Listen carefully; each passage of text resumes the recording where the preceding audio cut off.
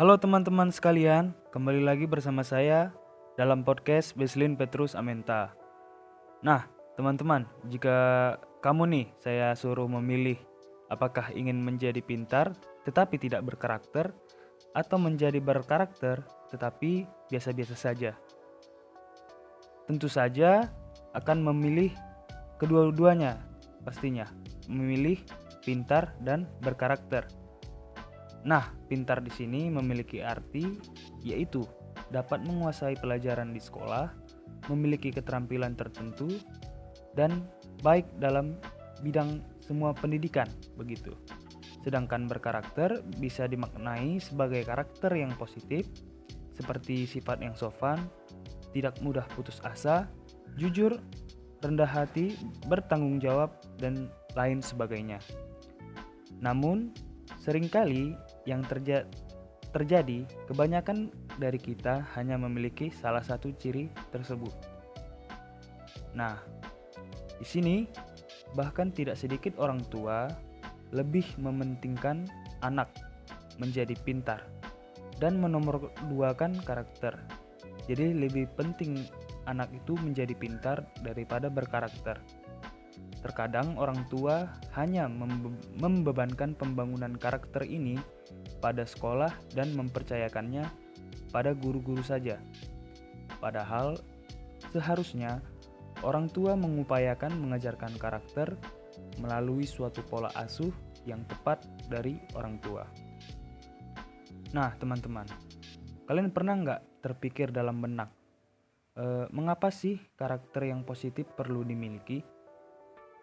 Tak lain dan tak bukan karena dasar-dasar karakter yang positif ini yang akan membuat para anak-anak mampu bersosialisasi dengan baik dengan lingkungan sekitarnya. Dan bahkan kita ini terkadang muncul pertanyaan enggak tentang apakah pendidikan karakter itu penting? Nah, di sini saya akan mencoba mengilustrasikannya kepada kalian semua, kepada teman-teman. Nah, di sini saya akan mengilustrasikannya dengan sebuah pohon, yaitu pohon kelapa.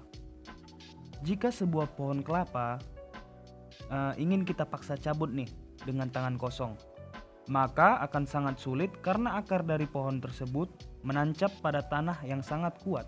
Jadi mustahil bisa kita cabut pohon kelapa tersebut dengan tangan kosong. Nah, di sini juga pohon memberikan manfaat kepada kita. Pohon kelapa itu memberikan manfaat kepada kita seperti menghasilkan oksigen, dan daunnya juga dapat membuat lidi, batangnya, buahnya juga bisa dimanfaatkan. Intinya adalah setiap dari bagian dari pohon kelapa dilambangkan sebagai karakter. Nah, di sini pohon kelapa digambarkan sebagai sosok manusia. Dan bagian-bagian dari pohon kelapa tersebut adalah karakter-karakternya, karakter yang dimiliki manusia tersebut. Di mana manusia yang berkarakter seperti karakter baik hati, berkarakter rendah hati, memiliki sopan santun, bertanggung jawab, pastilah akan bermanfaat untuk masyarakat di lingkungannya, bahkan di negerinya. Nah, sudah mengerti kan dengan penjelasan saya tadi? Memang sih kepintaran itu juga sangatlah penting. Tetapi ketika kita pintar tetapi tidak berkarakter, maka apakah yang akan terjadi? Seperti quotes berikut ini. Ini begini quotesnya.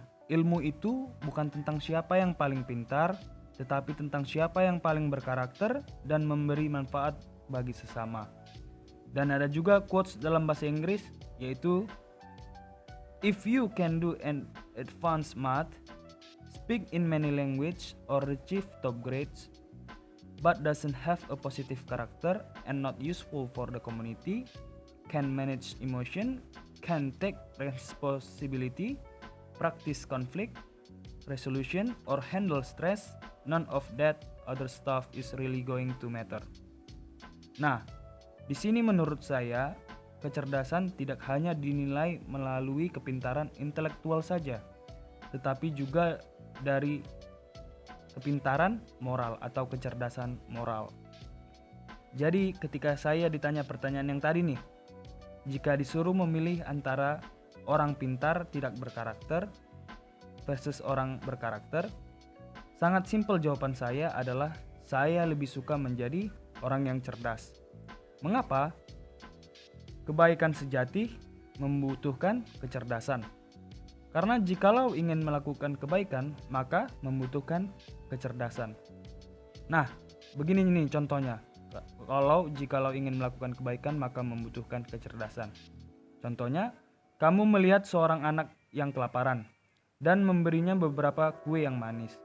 Tetapi anak tersebut menderita diabetes, gula darahnya naik dan anak tersebut menjadi sakit. Nah, coba perhatikan contohnya ini juga. Ada juga contoh, kamu memberikan seseorang uang untuk membayar kontrakannya 1 bulan.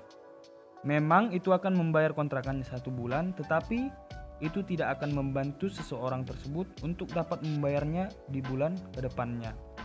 Nah, dari contoh tersebut, kita melakukan kebaikan kepada seorang anak yang kelaparan dan memberinya kue yang manis. Tetapi kita tidak tahu bahwa anak itu terkena diabetes. Jadi terkesan kita yang jahat, padahal kita sedang melakukan kebaikan.